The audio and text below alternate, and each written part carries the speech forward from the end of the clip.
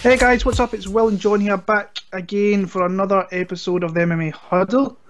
We are going to do things a little bit kind of different tonight. We're going to talk a little bit about last night's event in Argentina. We're going to kind of give you not like the elongated long versions that we usually give out for breakdowns and stuff. And then we're going to do a little bit of matchmaking, thought to try and change up a little bit and pick some new fights for the winners of last night's show in Buenos Aires. As always, thank you for the comments, the support, the subscribes across all kind of formats. We're getting up there. I think we're at 366, you said, and we're kind of closing in on 400. So if we can get as close to that before the end of 2018, that'd be pretty awesome. So hit that little like button up there, the subscribe button as well.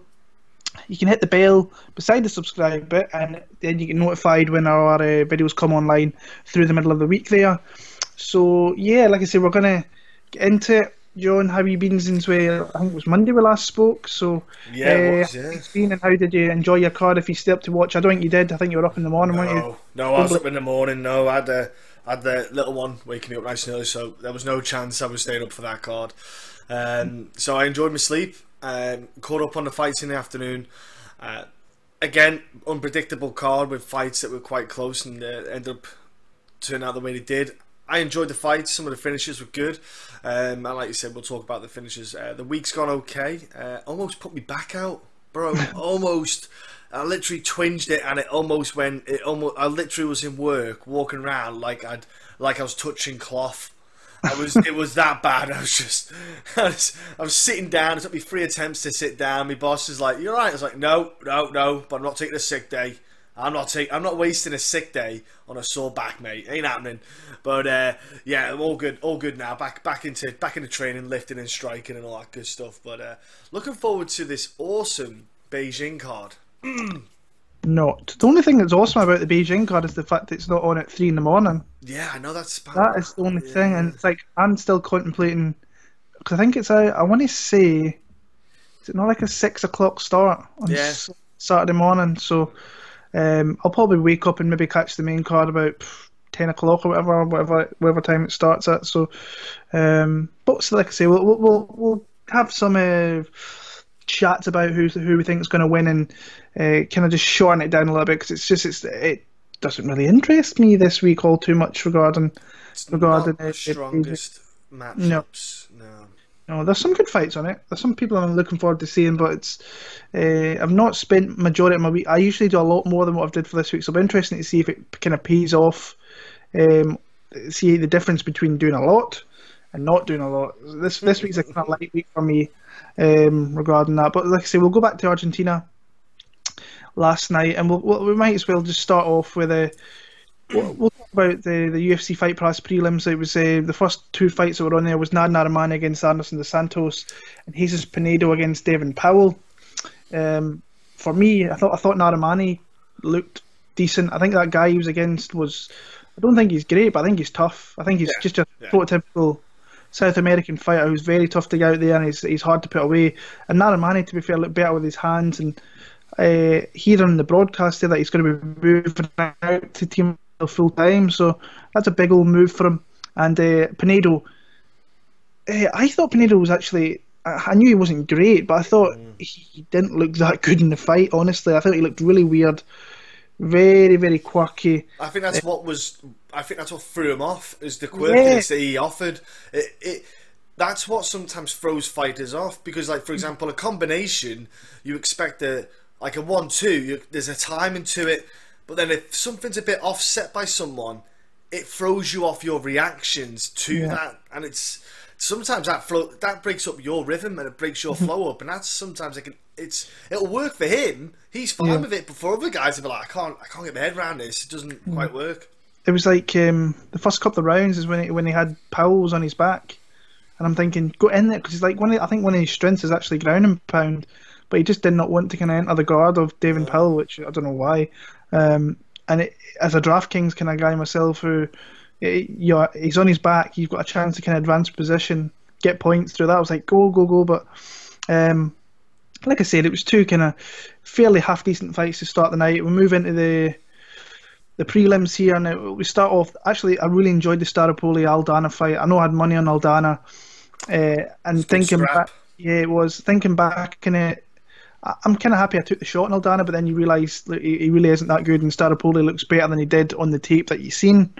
Great fight, got the crowd pumped up, and then he moved on to Austin Arnett. Humberto Bandenay is terrible.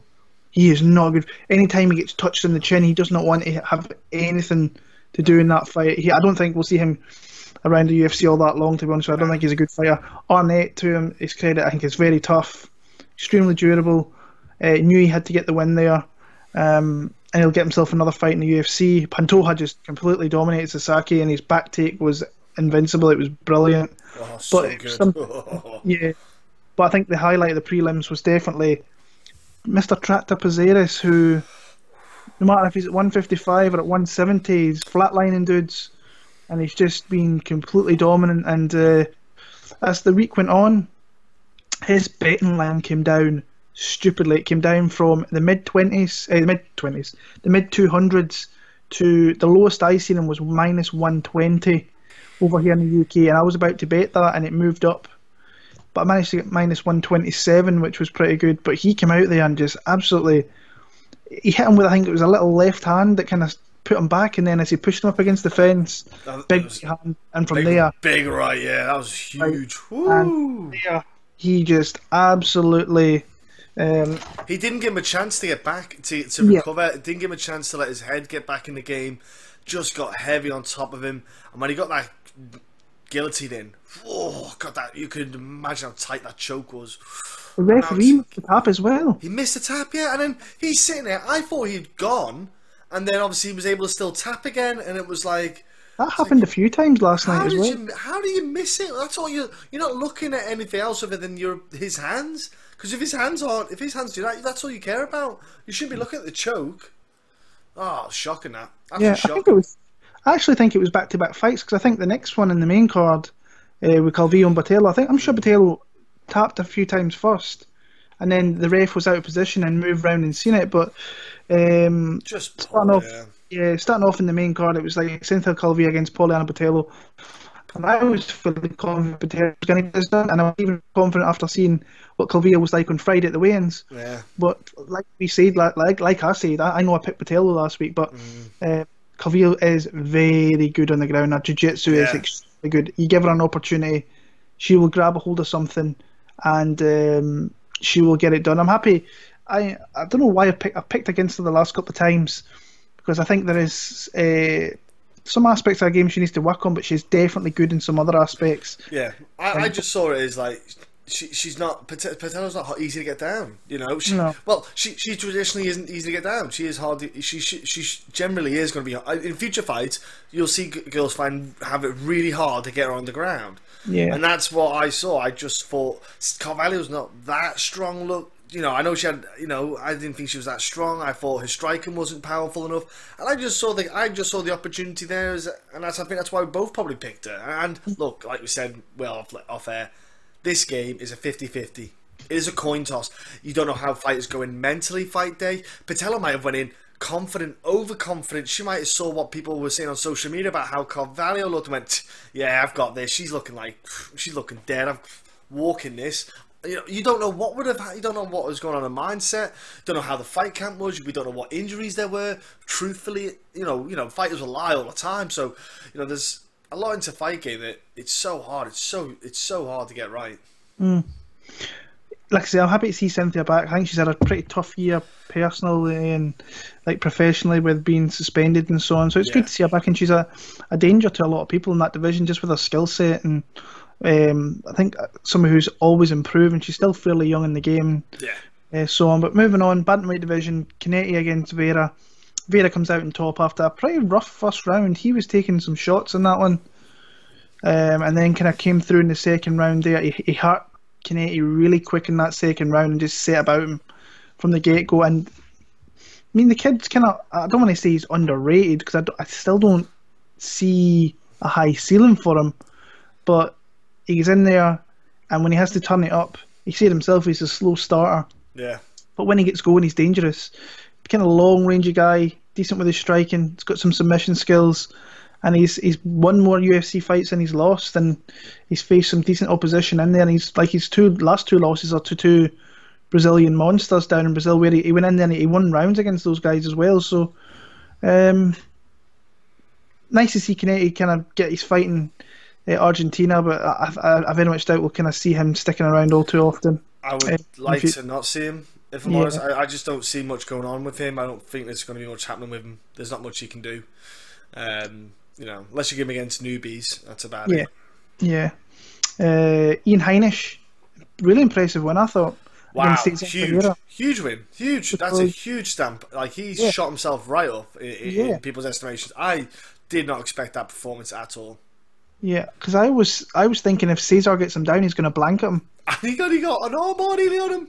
And yeah, I think it showed you the strength of what Ian Heinisch is. He's like really, really strong. Yeah.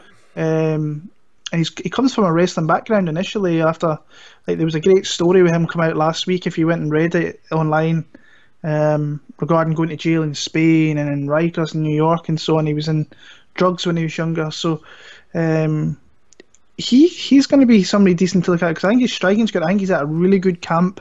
Fat 3X is a really solid camp, and they're on the up at the minute. Yeah. The week before they had Macy Barber and Devontae Smith, so they're on a nice little streak of wins there. And Ferreira's, honestly, when I thought he got him down, I thought he's going to blank him, he's going to ride out the rounds through that. And then when I seen that, I think the knockdown was the end of the second, I thought Heinisch has taken over this fight and won fairly convincingly in my eyes. And then we move on to the light heavyweights, and I've never been a Khalil Roundtree believer at all, and I kind of changed my pick towards. I think I picked Khalil last week actually, but I changed my pick on my one. I went back and watched and picked Johnny Walker. I actually played a lot of him in DraftKings. He probably actually saved my night and made me some money. Went in there, threw the head kick. As soon as he wobbled Khalil just a little bit, initiated the clinch. Yeah. And a really good grip, and that guy was not going anywhere, and caught him with elbows. And absolutely, that's a nice kind of statement win. I think honestly, I think it was a good fight actually for Walker to kind of introduce himself to the UFC. I'm not the biggest Khalil Roundtree fan, I think, but you have to be careful with that guy, because when he shows up like he did in the Saki fight, now I know Saki's a kickboxer, but it's an crack. He's got power. He's got good power in those hands. Well, he's a big guy as well, Johnny. Big for the division, big for the division, yeah. Yeah, he's like a Reyes. He's like Reyes, big for that weight class. Yeah, he could be a bit of a handful for some guys. If you need to be careful, you don't push him too quick, because we all know what light heavyweight's like. But yeah, that's the worry. You beat Khalil. What do they think now? Oh, we'll just put him up to top 10. I don't think they should. I've got an ideal matchup for him to take next, which I think would get him the win, but also help him build up. But yeah, we'll talk about that obviously. I can't remember who I picked for him now actually. But co-main event, Ricardo Lamas damaged Darren Elkins pretty much. Darren Elkins was the fighter that he always is. He's there. He's hard. He's hard to look good against. But I thought Lamas actually did as well really as she can do, and busted Darren Elkins. Darren Elkins must have some serious scar tissue in his face, and because the slightest little thing sets that guy off, and like it's kind of funny that the damage is on his chest and everyone's kind on his face. Yeah, but the guy's tough, and the guy's going to win. It's actually last night when there was a little graphic that came up around the most wins in the UFC featherweight history, and he's got 13. He's only behind, I think, Max Holloway in that entire division. So that's something. And he'll keep going. He'll still get some more wins in that division. Yeah. He'll get more fights and he'll get wins, because I think it's fairly obvious he's a gatekeeper now. You've like your Volkanovskis and like you say your Zabits or whatever. He's like the Gleason T-Bow of the 145ers. Yeah. So if you don't beat Darren Elkins, then you don't really belong in that top 15. I think that's the way it's going to be from kind of now on. And Ricardo Lamas, I still think he's descending, not ascending. Yes, but he's kind of, but he's still above an Elkins though. He's still got there's still levels there where he's still in, but he's not going to be getting the strap. But he's also not going to be losing to the guys at 15. He's just kind of floating around that top 5 kind of area. Yeah, and then we move on to the main event of the night. We've got Santiago Gentiboa Ponzinibbio. Looked beautiful. Yeah, beating Neil Magny and pretty much destroying him. And Yeah. when I thought you, the range would have been a factor for yeah, him. I thought the range would have absolutely caught him out a little bit and just was. It just did not. He's relentless. Like he did take a few shots. Don't get me wrong. He you know, his face wasn't as pretty as it could have looked. He took a few unwarranted hits in the face, but man, he's looking good. You know, Ponzi's looking yeah. good. That's a way to beat Magny. I think we've seen it Yeah, before with Larkin. I just think if you can full chop him, there. if you can chop at him, that kind of it stops him from throwing as much output Yeah, as he can if he doesn't get kind of chopped up a little bit, and that kind of showed in Ponzinibbio. I think honestly, I think that fight could have been stopped a round earlier by the referee with those leg kicks because he wasn't going to do anything off them. no, No, Magny's come out and says that he appreciates that the ref didn't stop it early and the coaches didn't throw in the towel for him and stuff, but he was taking a beating. He wasn't going to win that fight, especially when it hit the third round for me. I thought you're not winning this fight. So Ponzinibbio moves himself forward. He's pretty much planted himself in the top 7 or 8. I think he was ranked number 10 and Magny was number 8, so he will steal his spot, no doubt. Calling out Tyron Woodley, that's not going to happen. But he's gonna get himself a far better fight than he would if he lost this one. So, yeah. and there's definitely a lot of people you could throw him in there with. I've got a name for it already. Yeah, I've got one as well that I think that. Yeah. Do you want to do this now then? The matchmaking before we do the fight card in China. Yeah, it'd probably be best to do that then. Sequence, yeah. Yeah, might as well. So, will we go bottom from from bottom to the top? Or go top down to the bottom again, or No, we'll start at the bottom. We'll work our way up to the top. Right, not Naramani. I kind of got stuck in between two guys, but I thought either Charles Rosa as a good tester to see where he's at in that division, or Shane Young. One of them. I thought Charles Rose is a good, like a bit of a higher level. Shane Young might be a better suitable one, but I think Nad's a tough guy. He might be all right with Charles on the ground. You see, so that's why I thought. I like the Shane Young one. I think that's a good fight. Yeah, be a good fight in London as well. That one, I think, it'd be a good scrap. I'm sticking with the original matchup he was supposed to have. I'm going Enrique Barzola. Yeah. I think that's who he was supposed to. Yeah, it was. Yeah, it was. Yeah. I think it's a good fight. Barzola's good. We all know Barzola's good. And we all know what he's going to want to do. But Nad might stop him from doing that. So I think that's a good fight to put together. But I think I actually really like the Shane Young one there. I never even thought of him, to be honest with you. So moving on, Jesus Pinedo. Who have I got? I've got John Gunther. Me too. I've got John Gunther because I thought if out of the two of them, you'd want Pinedo to win because of the marketability in the country where he's from and the faces. I thought John Gunther definitely. Or if you're going to do it, the other newbie, Thiago Moises? They fought as well. Yeah, I thought one of them two. I think the level of all three of them, especially I thought John Gunther. It was the first.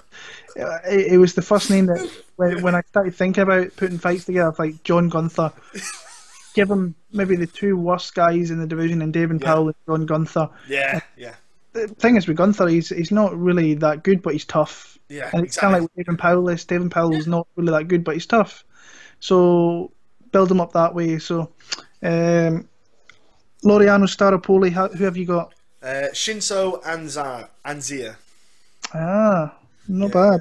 So I thought he's tough, strong grappler, could just be something a bit different for him. I thought, again, the two of them, where they're from, you could stick them, like say, on an Asia card, Australia card, or South America card.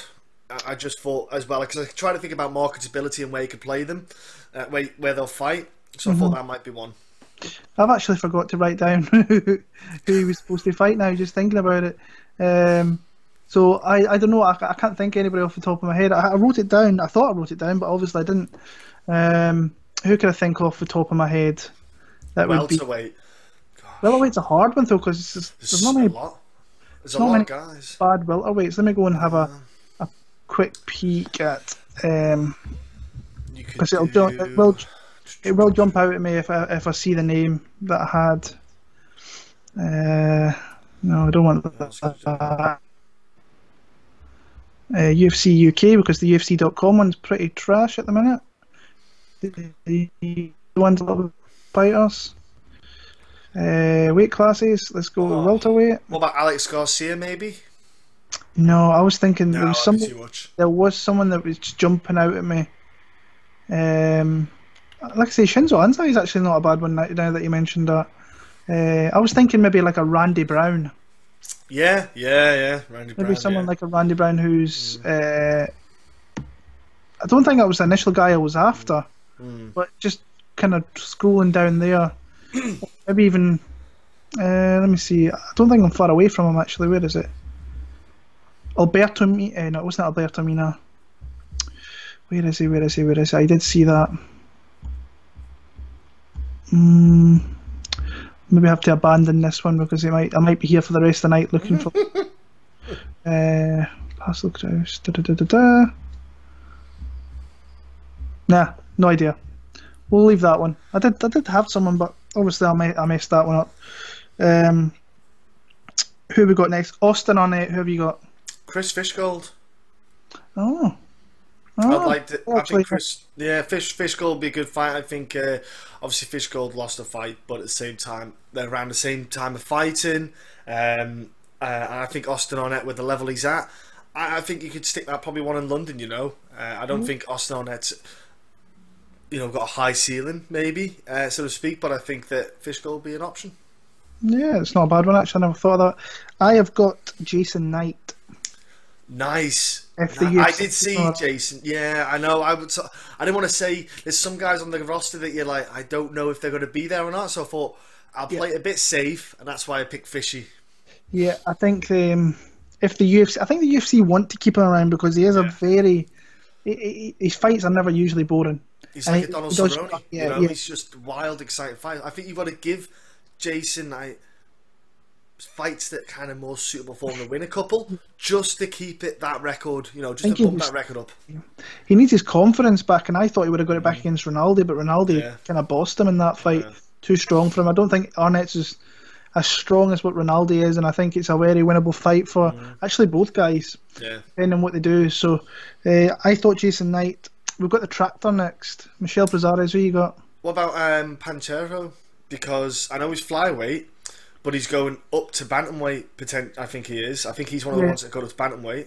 Yeah. I just want to say out loud, I think Luke Sanders might be a suitable fit for him if he fights, because Luke Sanders is a so-and-so guy. I think for that weight class, Pantero could maybe get the feel for it, see what he's like in that weight class, and I think Luke Sanders would be a good fit. But the Tractor. I've got two options again. I was a bit stuck on either one. Court McGee, Tim Means. I know he talks about going back to 155, but I'm going to stick him as a 170 still because I don't know what the UFC will decide because it's not up to him. Yeah. But Court McGee or Tim Means, because I thought Court McGee's just tough. He's dogged, so he can take a bit of for some reason. Tim Means, long, nasty elbows, just a horrible guy to fight against. Just two random kind of guys I thought about. Yeah, I didn't really for Panto. He called out, I think, who he had to call out, and that was Benavidez at the top. Whether that fight gets made, I know he's fighting Alex Perez in a couple of weeks, but I haven't. I'm just keeping it as if the flyweights are sticking around. Right. And he called out Benavidez, which I think is the perfect kind of call out for him in that division. He said him where he's at. For me, Tractor Bazaars, I'm going to give him Vicente Luque. Ooh, I'm going to give him a test. I think you have to give him a test. He's on a seven fight win streak. Is it not 7? I thought it was 8. It's 7 or 8. Well, whatever it is, but whatever. Yeah, it's high. It's high. Across two divisions, showing that he can work with both guys. Vicente is a very, very well-rounded fighter, who I think is right on the cusp of the top 15. I think you have to put Prazares in that top 15 talk as well, because the wins that he's got, the people that he's fought tough guys, and no names that stand out, but he's been in there and did the business big time in those fights. So that's who I had for Michel Prazares. Cynthia Calvillo. I got a bit. Again, there's a couple of Moraes or Marcos. Either one of them girls. I think she's above Randa Marcos. I think Moraes might be a better one because it'll be just something different for her to deal with. I think again, I wouldn't rush her up the rankings, and I think that's one of the problems they had with her. the UFC were like, oh my gosh, we've got a brand new star. I think with the suspension, all the things that are happening, she's definitely a 150. And like she said, women time of the month happened. That's why she couldn't make the weight. There's nothing you could do about it. That's what's so kind of tough about the women's division.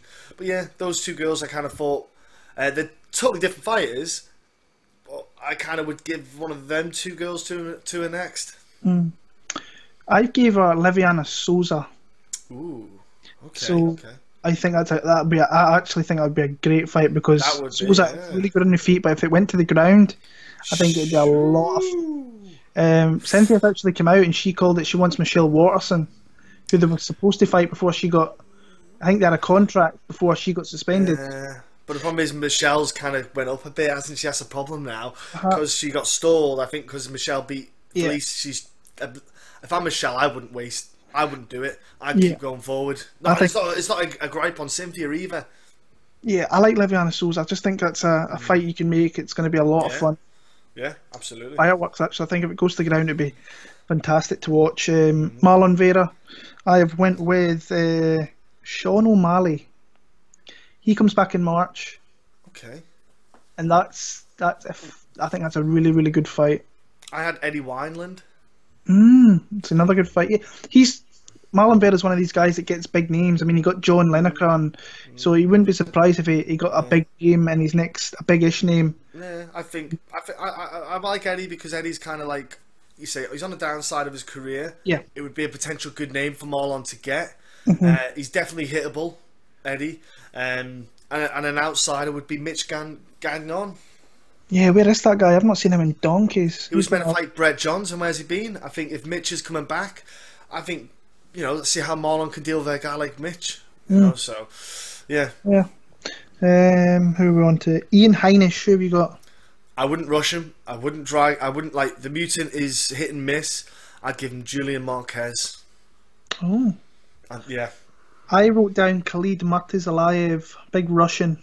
Okay, yeah, okay. Both guys have got a win in the UFC. Yeah.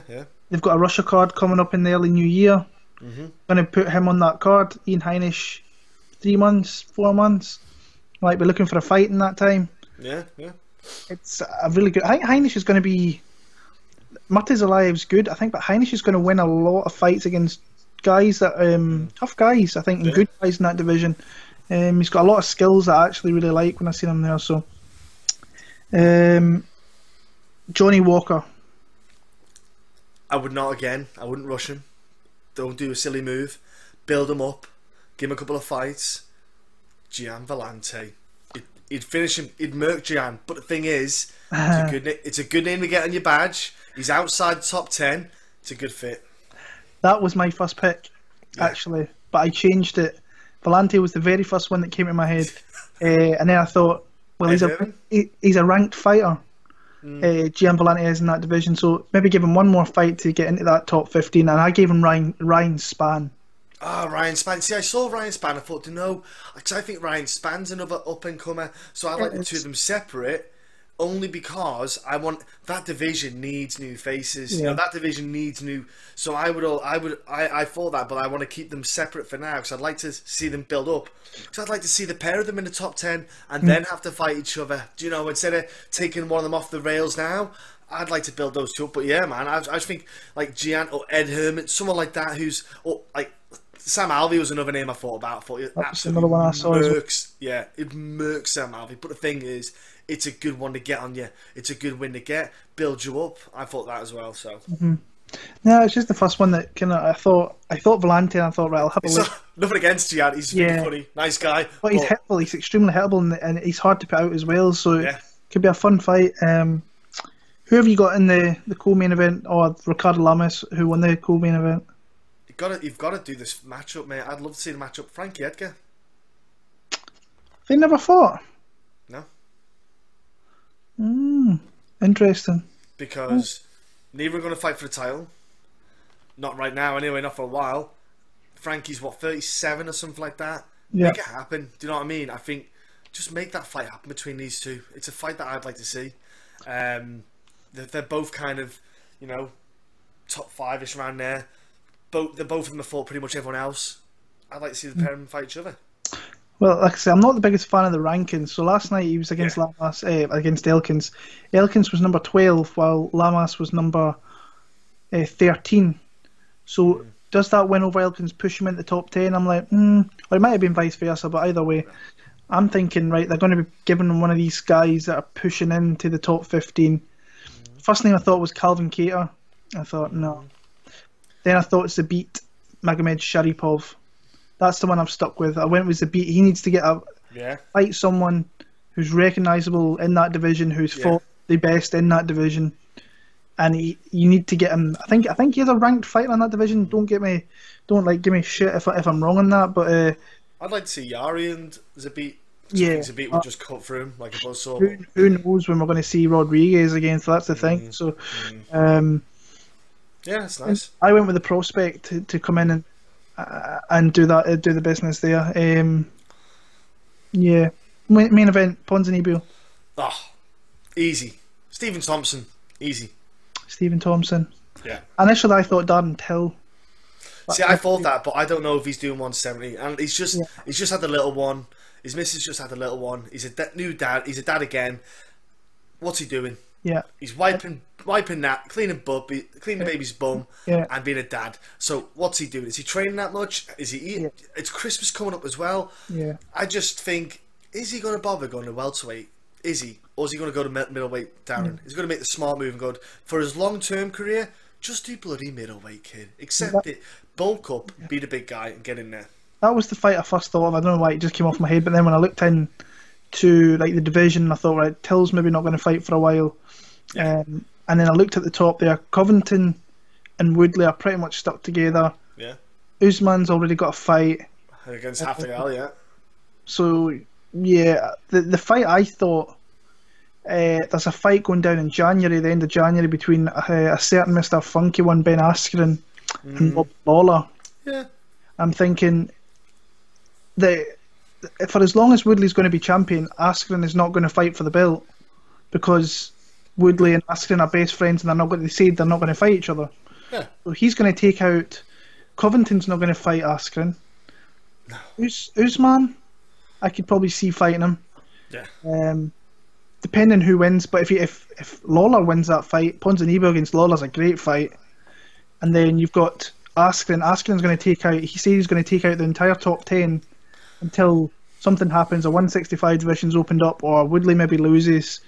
And he says he's just going to wait until he gets his shot and beat everybody else in the division. So, it's Wonderboy got a fight. No, nothing at the moment. Must have gave that to Askren, so it could work.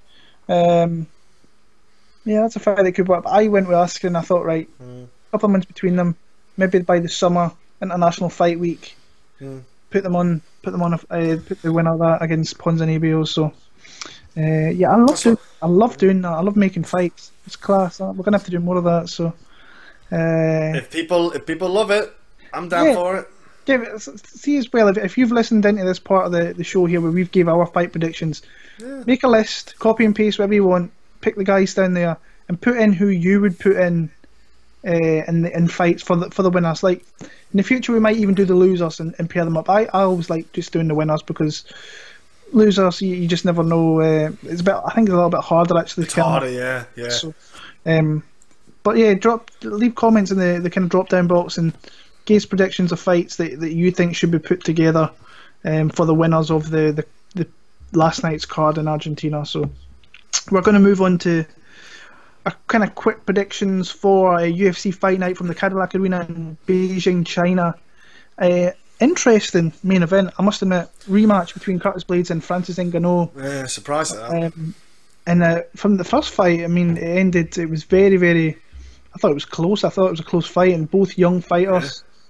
Yeah. And early in a UFC career, apparently. Stopped prematurely, and well, maybe not prematurely because Blaydes' eye was shut over and he couldn't see him, especially against something like Ngannou. And he was game to keep going. He's like, I'm good. Let me keep going. I've got one eye. I don't need anything else because he was okay.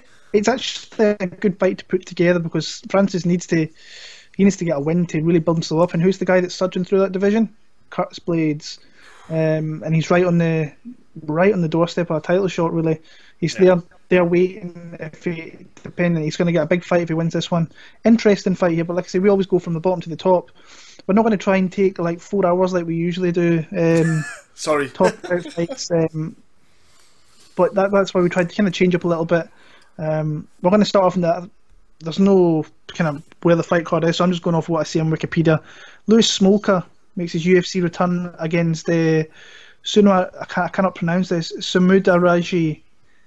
The guy's got the same first name and the same last name, so I'm just going to say that. Creative parents. Yeah. Right?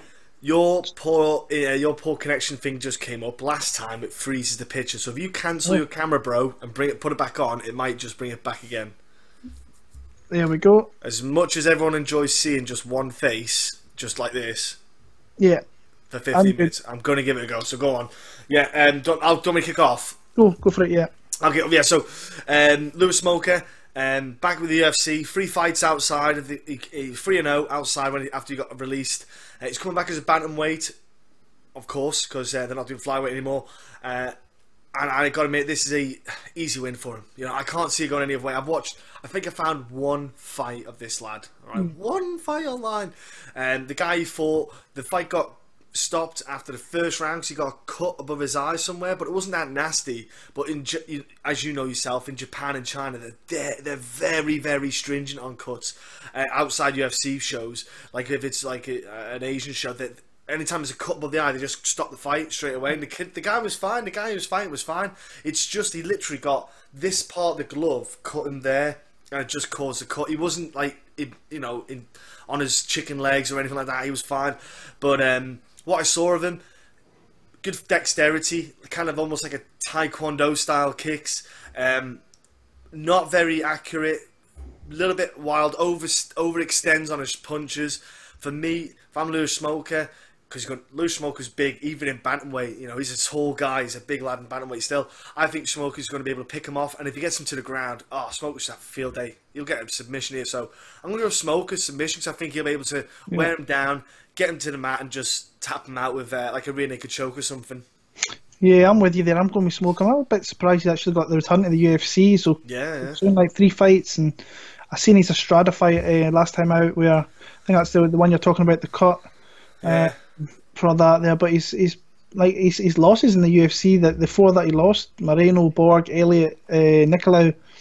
Top guys, like, yeah. Well, he got pushed up. You know, he got the wins against the guys he probably should have won against, and then they kept putting him against top guys. When he lost a couple, they should have put him against maybe guys who weren't.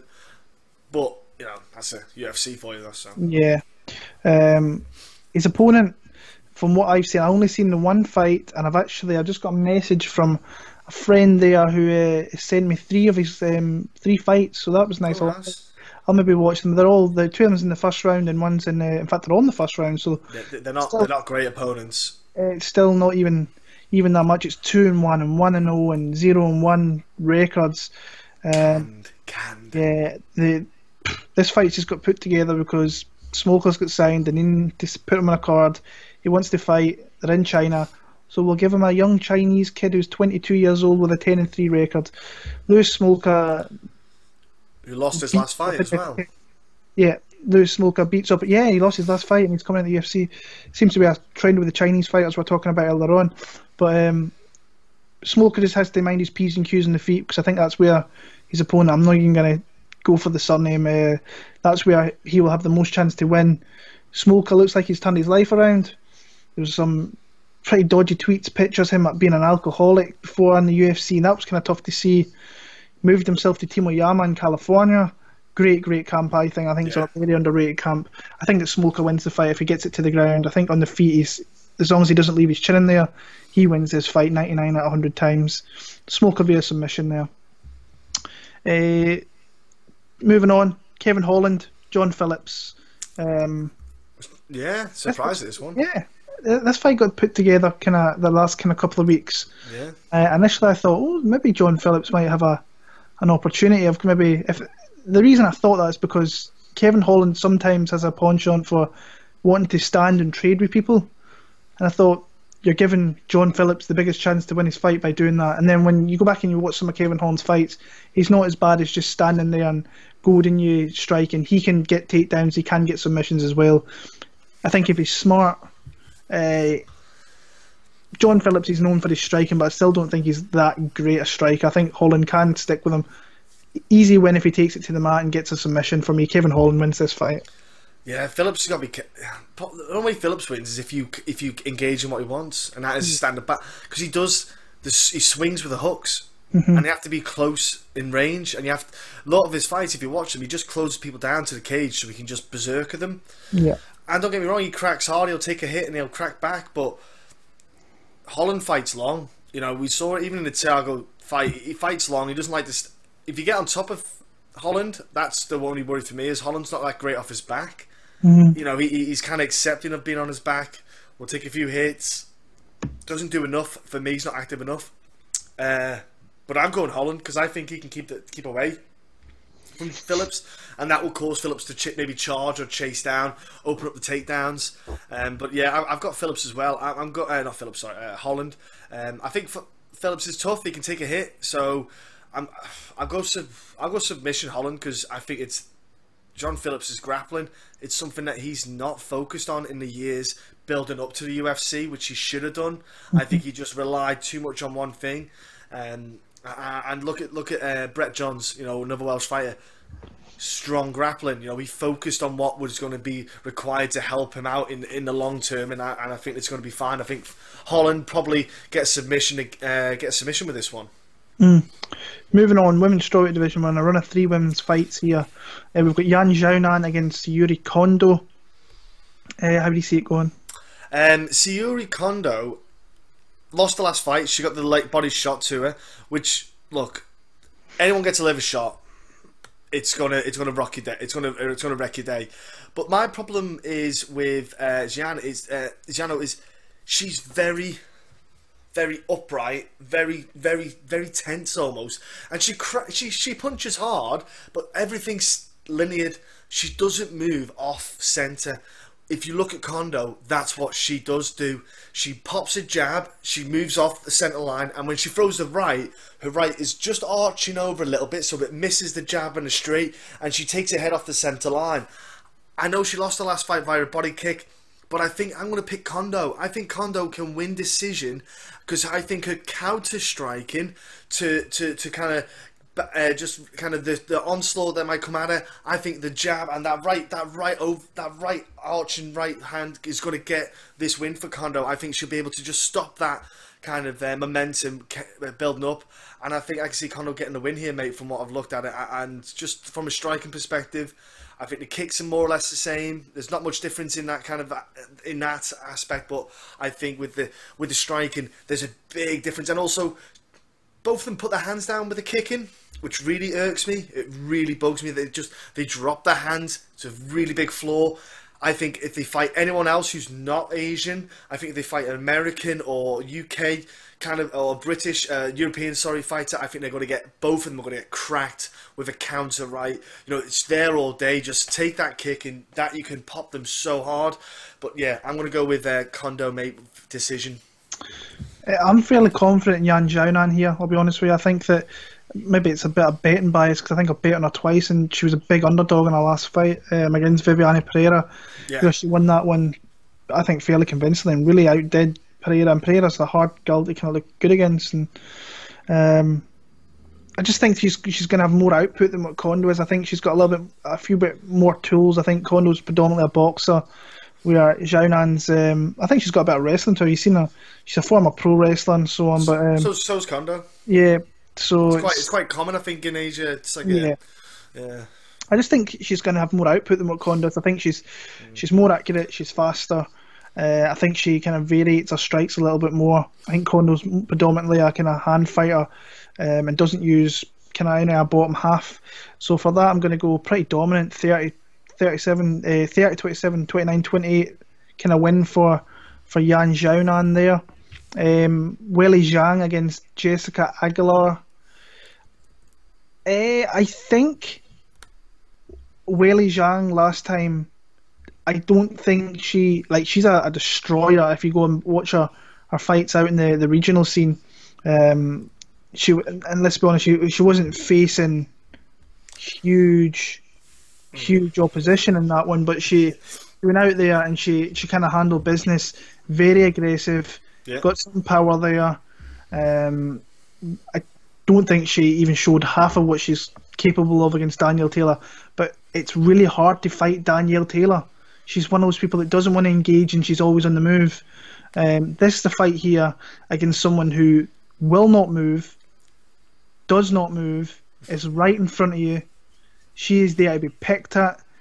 Jessica Aguilar needs to get this fight to the ground. She's shown, I think in a UFC tenure, she has shown really, really bad fight IQ. Getting hurt, like Courtney Casey was on her back and was hurting her bad. Really bad. Just need to step away. It was the dumbest thing in the world. It was horrid. It's like she got kicked so hard, she forgot what she got hit for. Yeah. So she kept walking back into it. It just was not good viewing. And then, to be fair, I bet Jodie Escobar the last time out, and she went out there and shut me up. So she got her UFC win. I don't think she's going to win this one. I think Weili Zhang is going to come out and just bust her ass up here. I think that Aguilar being tough will stand on good stead some part of the fight. But I think Weili Zhang can get a stoppage here. Yeah, it's a hard one for Jessica because, like, the problem is age comes into this, man. Like, you know, this isn't a division that it's not a heavyweight division. It's a strawweight division. Fast, speed, everything starts to decline as you get a little bit older. You know, and she's not getting any faster. I don't think her World Series of Fighting days when she fought girls who weren't at the greatest. They're gone. You know, she was out for a while as well. You know, I think this is like not. I think Jodie Escobar was kind of in a bad place herself as well. The pair of them were not in it. You know, we spoke about it when we did the podcast then. For that, they both weren't on good terms. I just think for Jessica, she's got a lot of tools. She's very smart. She knows what she's doing sometimes, but she makes bad decisions. I think in the gym she's probably a killer, but in the cage at the moment she just can't. She can't link it up. And I think, like you say, you're going to get a girl against her who's just full of confidence. You know, she's a ridiculous win streak, full of confidence, youth on the side, and just she's going to go at her hard. You know, and like you said, she's going to be there to be hit, and she's going to have a ridiculous output. And I think Jessica's just going to have she swells up quite a lot. You know, Jessica, we've seen in the fight, she gets quite, you know, she has a lot of tells on her face from getting swelled. Yeah, I'm with you. I think I'm going Zhang, probably decision, but I think because Jessica is tough, let's be honest, she can take a licking. So yeah, I'm gonna go same decision win, but like a 30-27, even a 30 if they go the rules like maybe 30-26, you know, just an absolute pasting. Yeah, I think that's kind of what's on the scorecards there for Aguilar. I think she's gonna get stopped, but that's just me. Women's flyweight division, we've got Wu Yanan against Lauren Mueller. Yeah, this is kind of. I'm picking Lauren Mueller. I think she absolutely buzzsaws through this girl here. I think that Gina Manzani was kind of beating her up a little bit, and Gina Manzani doesn't bust too many people up. Lauren Mueller, I think, has got a bit of a ceiling to her. I think she's aggressive. She goes after it. Beat Shayna Dobson fairly convincingly last time out. Kelly fight that. The Kelly McGill one, that was a good fight, and she kind of busted her up a little bit. I don't think Wu Yanan's really UFC kind of caliber. I think that Mueller's someone they can build. I think they know what they're doing with this fight here. You've got a Chinese fighter, but you need to build up another fighter. Put in Lauren Mueller there. I think she can stop this girl as well at some point. But I'm picking Lauren Mueller for the win. Easy. Lauren Miller, easy. I think Lauren Miller's going to stop her with a TKO. She's going to absolutely pummel her face into the mat. Simple as that. The problem is with she fought cans all her career, you know, and the one loss before her UFC career was against Yan Kunitskaya. Yeah. You know, and the only girl really who have a decent record, and she got obliterated in that. And Gina came along, just didn't do anything special. You know, look at the Lena Landsberg fight that Gina had. She did exactly the same with Lena, but she didn't have nowhere near the same results. You know, when you have someone who has a bit more knowledge, and I think we're just going to get an absolute pace. I think Lauren is legit. I got a lot of hope. I've got a lot of prospect for this girl. I think she's got a lot of potential in her, like you said as well. I think she's just tough, tough girl. She can crack, and she's aggressive. I can't wait to see her go in there and absolutely smash it, and kind of put a mark on, and just say, look, I'm ready for a real name and have myself a real fight in this division. Moving on, bantamweight division, we've got Liu Pingyuan against Martin Day, who's a newcomer to the UFC there. How do you see this one going? He is, yeah. I had a look at Mr. Day, and I thought, right, okay, let's check this guy out, see what he's like. Not a bad guy at all. Actually, quite liked some of his fights. I like the way I like his style. I was impressed by him. If I'm honest with you, it caught me off guard because I thought, well, another new face. It's hard to keep up with everyone outside the UFC. But I've got to admit, though, man, Pingyuan caught me off guard the last time. I thought he did well against Damien Stasiak. I thought Stasiak didn't perform like he would do normally. But, man, it's a tough one for me, this, because it's a hard one to pick, because I think Day's got good potential. He's an exciting young fighter to bring in. But I'm going to go with the homeboy, because I think that the travel might be a bit of a factor for Martin Day as well. You know, going away to China to fight as well. I think it might play a bit of a factor. And look, he fought in the Ultimate Fighter, not Ultimate Fighter. Dana White, sorry, bloody get them two mixed up. Sorry about that. And he did lose the decision, you know. And you think he went back on the regional scene, fair enough, and got the wins. But that does play, and you think, how does he handle the big time pressure? You know, and that's some of the factors maybe that come into this. Will the big lights catch him out? You know, I know he fought on Dana White's show, but will the being in the actual octagon make a difference? So I'm going to go with a decision win for Piang, because I think he might just outwork him a bit, out-grapple him a little bit as well, getting him like against the cage, underhook battle, and just keep Martin Day tied up. But I think it's only partly because of the travel stuff might catch Martin Day off guard. But I think Martin Day will be a fun addition to the bantamweights. Yeah, I always like seeing more Hawaii fighters from Hawaii. I think they're always scrappy. They're tough dudes. You never know what you're going to get with them. They can turn up and give you a really tough day.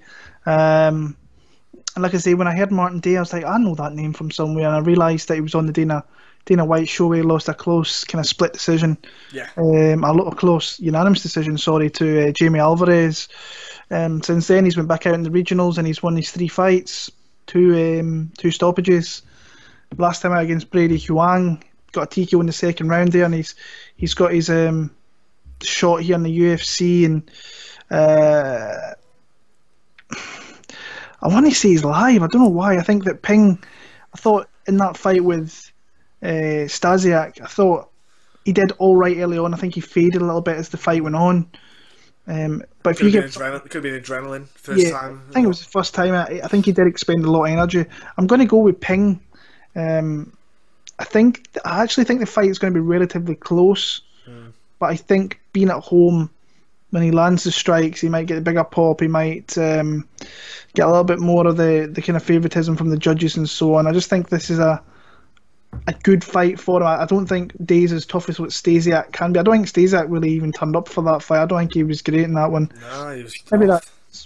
Maybe that was just down to Pingyuan's just his fighting style and just the way he is. But I'll go Liu via decision, but I think it could end up being close as well.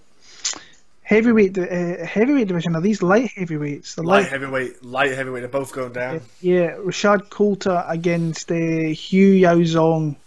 Yeah. 2 extremely low-level heavyweights, 2 very extremely low-level light heavyweights. And the light heavyweight division needs new blood, but I'd rather adopt someone else, mate. I don't trust either of these guys. This is literally a toss-up fight, in my opinion. I think they've lost to some of the worst. Rashad, he lost to Tuivasa, lost to Sherman. Sherman, I don't think, was ever a great fighter, but he showed mad heart in that fight. Gave as good as he got. Then got knocked out with a flying knee down in Australia against Tai Tuivasa, and then he lost to Chris De La Hoya last time out, who I honestly never thought he would win a UFC fight. No, blown away by that. And then Hugh Yaozong lost to Cyril Asker. So it's like they've lost to the lowest kind of level of heavyweights in the UFC, now they've moved down to 205, which probably both of them should actually be, if we're being honest here. But like, oh my god, this Chinese kid's like 3-1. Awful. And yeah, and he's awful. Couldn't stop a takedown to save his life. Didn't know what to do when he was on the ground. Just awful. I wanna pick Rashad Coulter, but I'm actually gonna go and pick the Chinese kid here.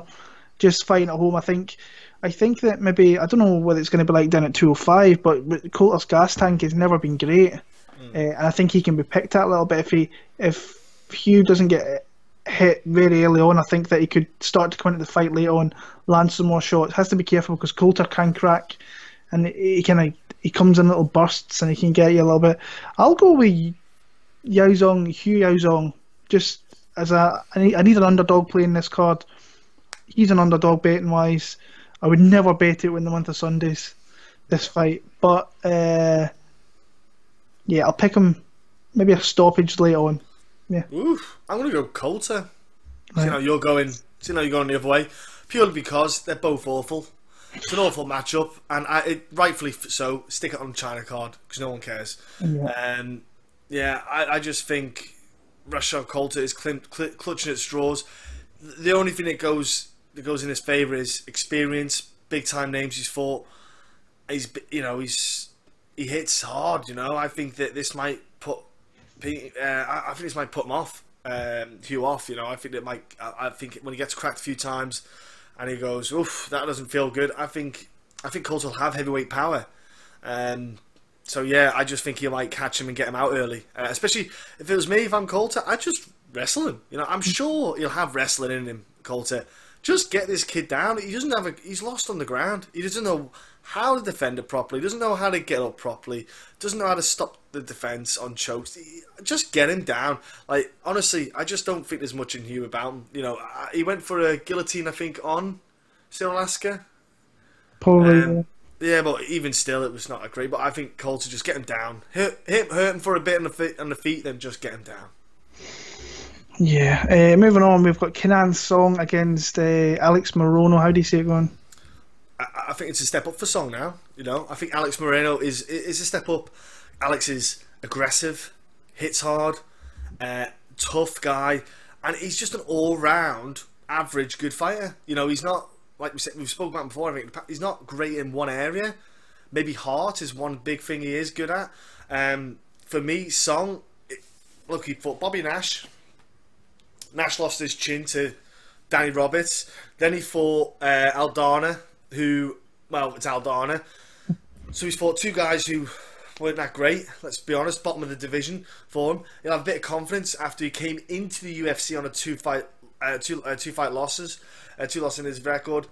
He's fighting a guy, he's gone up now in the rankings here against that Morono. I think it's a tougher guy to fight. I think Alex Moreno's going to win this. I think he's just an all-round...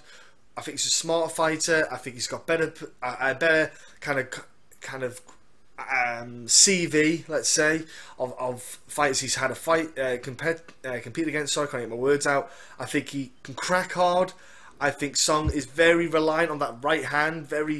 He's patient with getting that right hand. I think that's his ticket, he thinks. But I think Moreno could probably take that hit and offer some grappling aspects on this game as well. So I'm going to go Moreno. Decision, because I think Song is tough. He has, we saw in the Aldana fight, he can take a hit. Like, Aldana cracked him and he was all good. So I'm going to go with Moreno decision. Yeah, I'm going to stick with Moreno as well. I was a little bit pissed. I'm not sure whether I bet Alex Morono against Jordan Main, and he fought terribly.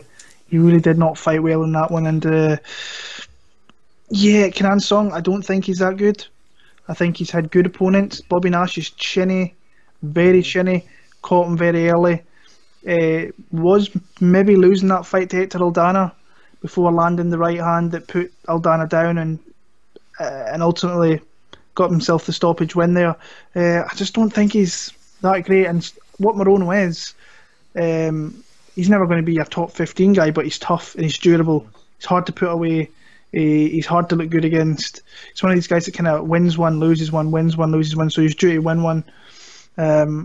fights at a really good camp. I think Fortis MMA in Texas, I think, is a really good camp with a lot of up and coming fighters. I think that as long as he doesn't get caught with a big shot, which he has been caught in the past, but I mean, Nico Price caught him, Meehan caught him with a few shots. If he stays kind of composed, picks his shots well, fights smart, kind of like Aldana did in that fight. He mixed in takedowns with leg kicks and just stayed the busier fighter. I think Morono's he's tougher than Aldana. He's a better fighter than what Aldana is. I think Alex Morono can win this fight here, whether it's a stoppage, whether it's a decision. I think he goes on and wins this fight here. My pick's going to be Alex Morono in that one. Moving on, we've got Li Jingliang against David Zawada. This has got all the kind of aspects of being a barn burner, because we saw Zawada come in there very late notice against Danny Roberts, and that was close. Yeah, it was a good fight. Good scrap. Very good fight. Zawada's a really tough guy, actually. He's fights out of Germany. Just a really tough guy that we've seen in KSW, and it's just a decent. He's beat UFC kind of veterans in the past, but just a really solid, hard guy. You're not going to get an easy fight with this guy at all.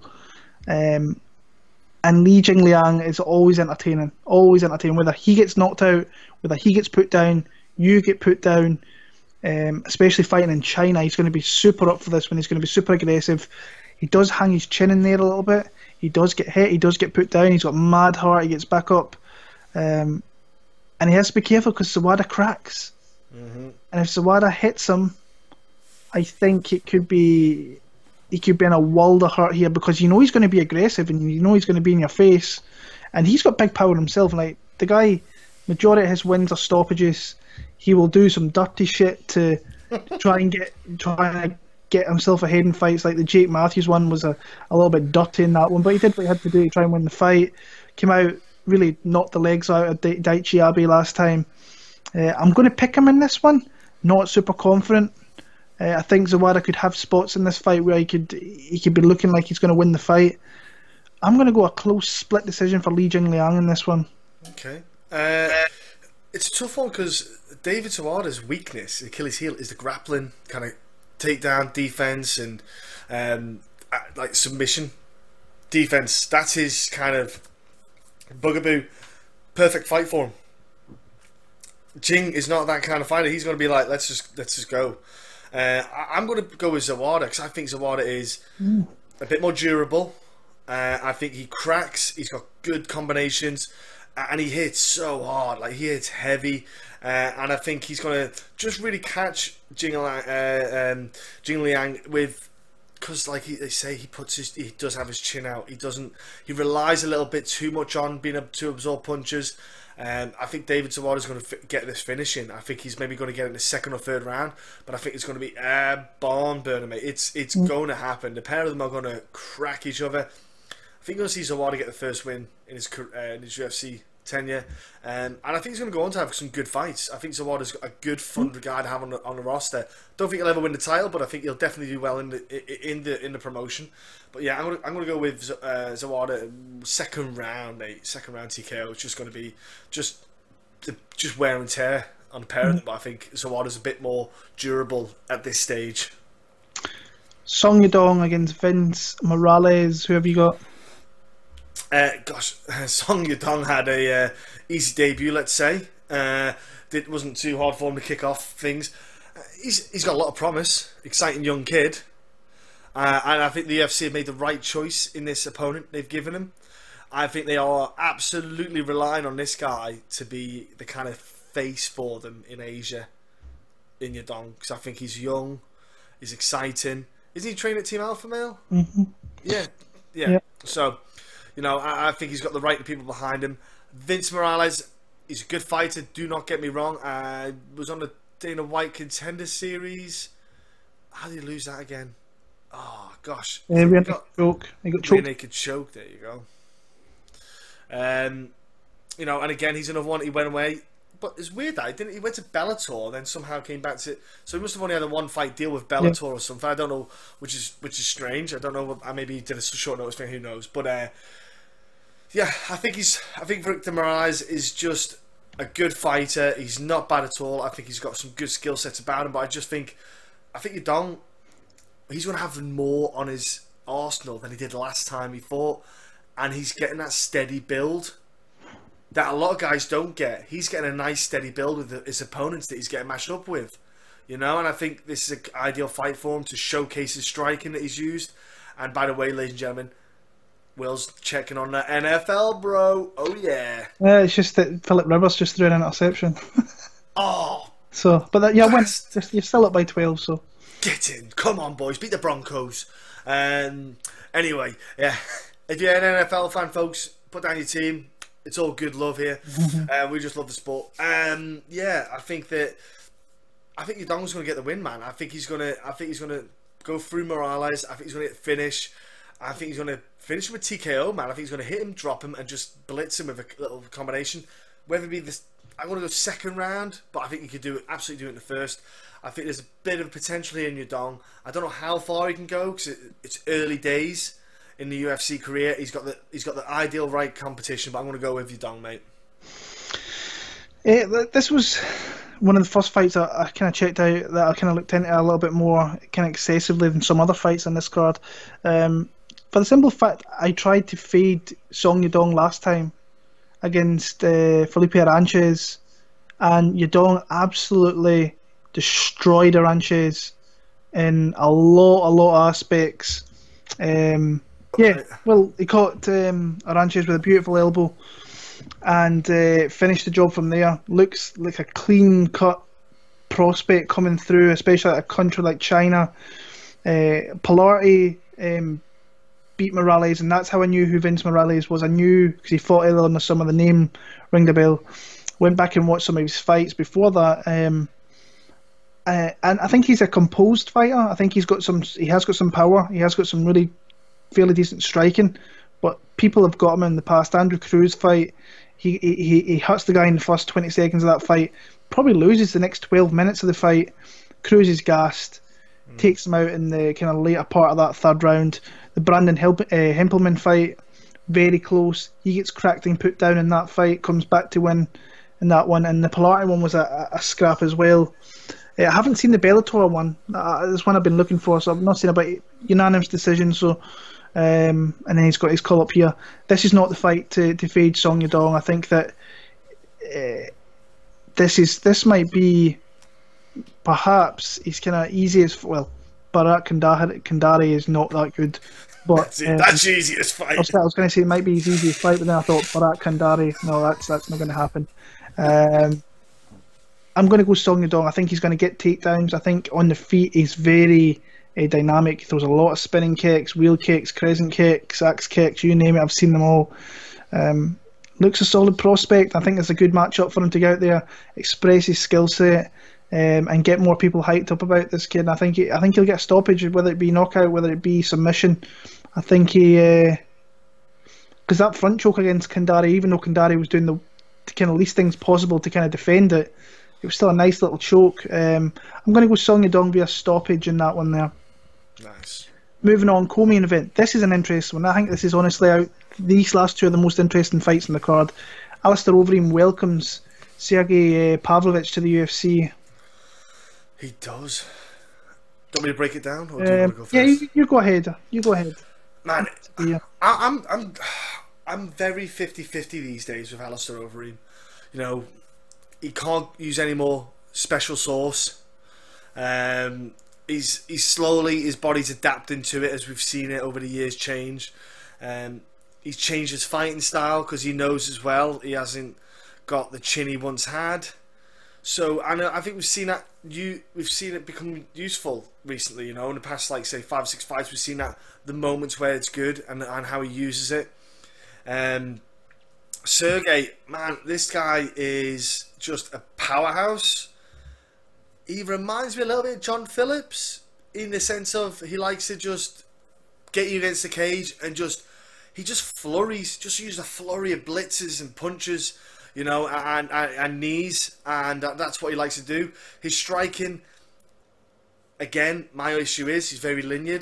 You know, he punches straight, his head stays straight, he doesn't move off the centre line. His footwork is very very heavy footwork. We've seen with Alistair, he's good on his feet. He's got good footwork, good angles.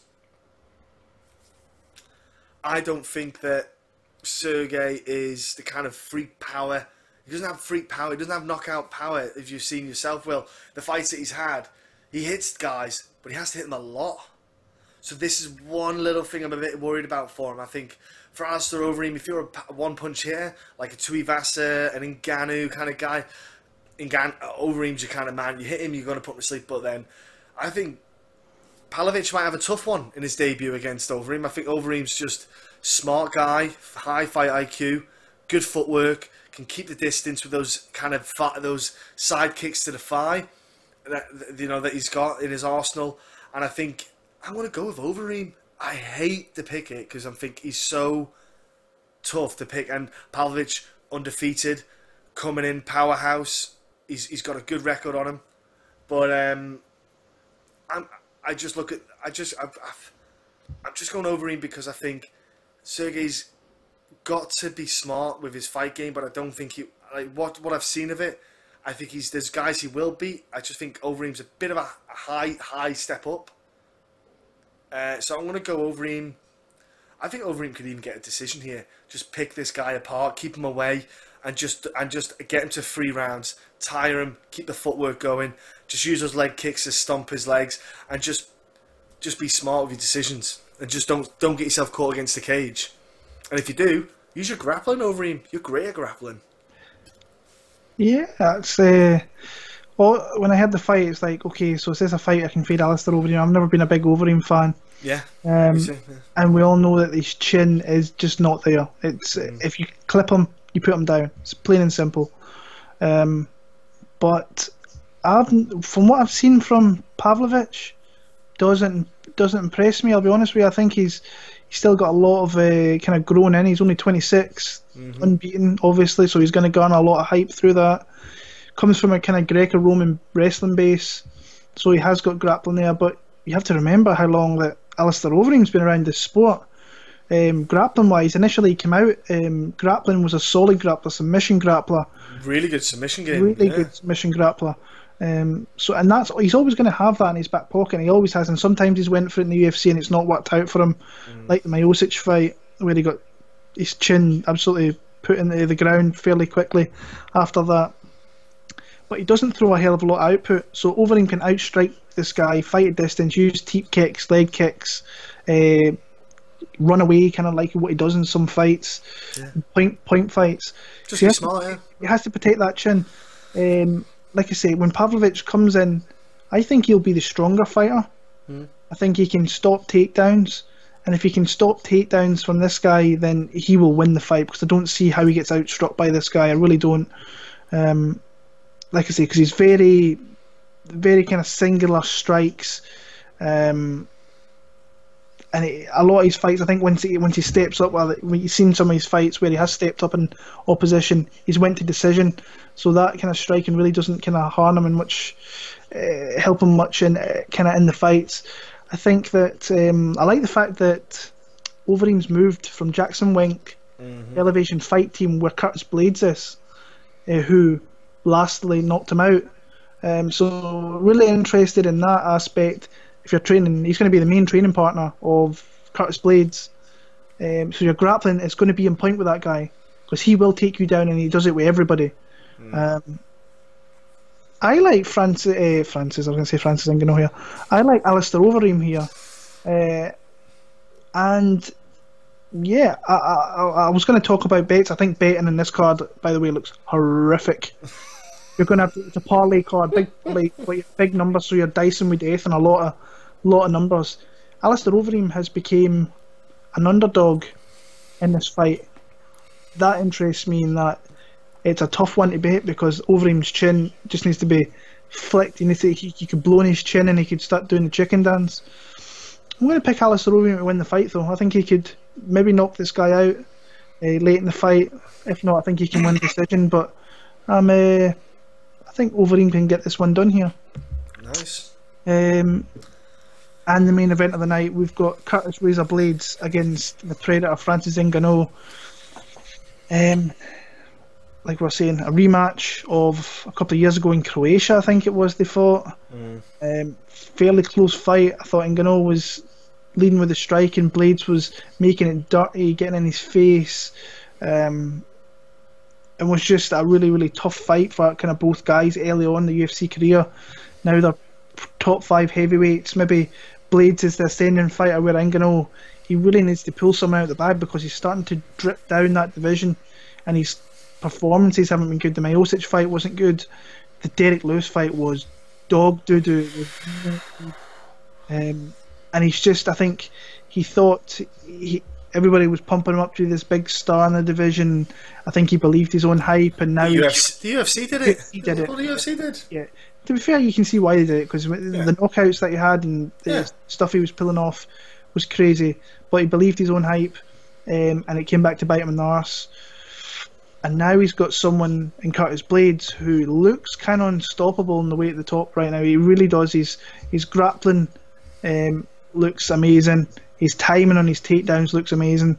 Got a chin on him, can take a shot, and at heavyweight that always helps. Mark Hunt absolutely caught him clean in the chin. First instinct, take him down. Grabbed him, took him down, just laid him for that round, and then stopped him at the end of that third round. Then he comes out completely kind of it was a one-sided fight against Alistair Overeem. Went down, got him takedowns, and then just absolutely blinded him with some big elbows in that one, and cut him up fairly badly and put him to sleep. Crazy. He's beating tough guys. I mean, Olenek, I keep picking against Olenek every fight, and he pulls something out of the bag. Mark Hunt is always tough to face, especially down in Australia. And then Reem, if you don't fight at your full capacity with that guy, and you let him implement his game plan, then you're in trouble. He's got that wrestling there. We've seen that Ngannou can be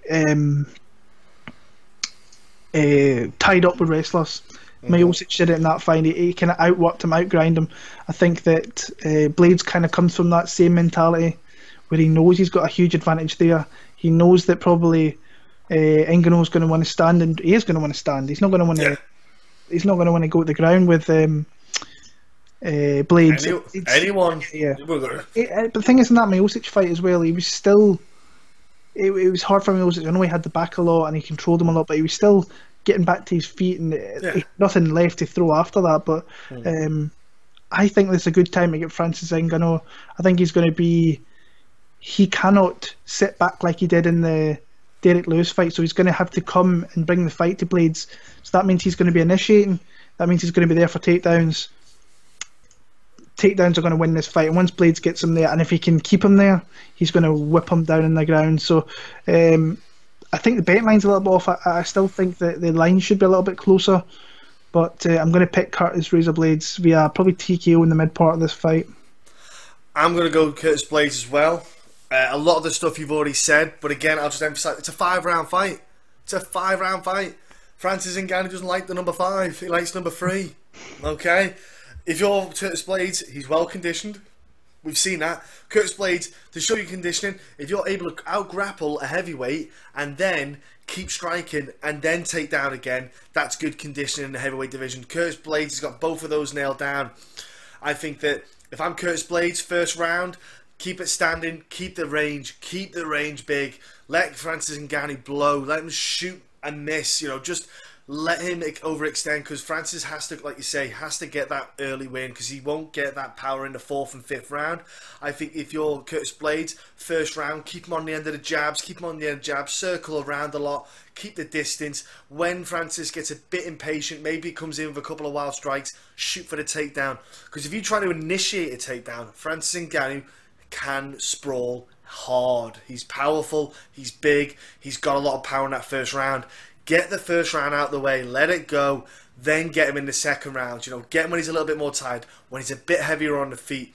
And if I'm honest, kick that leg, Francis Ngannou, kick that calf. He doesn't check the kicks enough. So if you can, when he's just plodding forward, chop that calf heavy, slow him down a little bit more, make it easier for the takedowns in the second, third round. I've got Curtis Blaydes as well, man. I think Curtis Blaydes might either get a TKO or a submission on the ground. I'm going to go with a TKO as well. I think that Curtis Blaydes is just on fire. Everything's ticking for him. He's just mentally in the right place. I think that kind of stoppage defeat to Ngannou was the best thing for him, because that might have been him the other way around with, he might have got shut up too early as well, but I think that little step back helped his career huge and immensely.